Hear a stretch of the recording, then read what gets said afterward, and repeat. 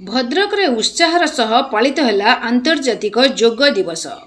आंतर्जातिक योग दिवस 2026 अवसर रे भद्रक जिलापाल कार्यालय सम्मुख रे एक भव्य और उत्साहपूर्ण योग कार्यक्रम आयोजित होइतिला।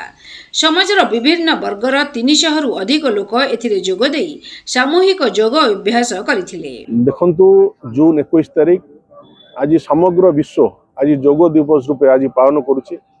दीर्घ विगत 12 वर्ष धरी यशस्वी प्रधानमंत्री नरेंद्र मोदी नेतृत्व में ये योग दिवस को समग्र विश्व मान्यता प्रदान करछि।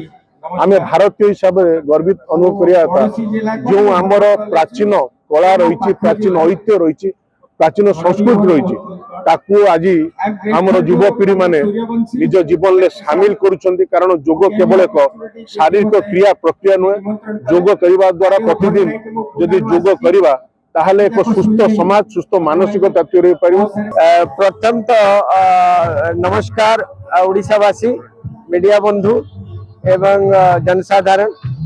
मोर सौभाग्य मु आपणक निकटस्थ लोक मो लेफ्टिनेंट कर्नल डॉक्टर लखींदर भुइया वर्तमान भारतर इंटेलिजेंस कोर रेकॉर्ड रो कमांडिंग अफसर, एंटायर इंटेलिजेंस रो मेन पावर प्लानिंग मु एज ए कमांडिंग अफसर भारत देखुची। ता मध्य रे आपण माने जिमिति जानि जंती मु जने विश्व रेकॉर्ड विजेता, Guinness book world record holder आउ बहुत एडवेंचर एक्टिविटी जने मैराथन रनर। केवल आज आंतर्जातिक योग दिवस अवसर से माने योग करिवे नाही, ए योग अभ्यास टाकू दैनंदिन कार्य रे से निश्चित भाव रे ताकू करिवे, जा फल रे कि से योग अभ्यासटा सबुदिने करिबा द्वारा सेमानंकर मन एवं सेमानंकर शरीर सुस्थ रहिबो।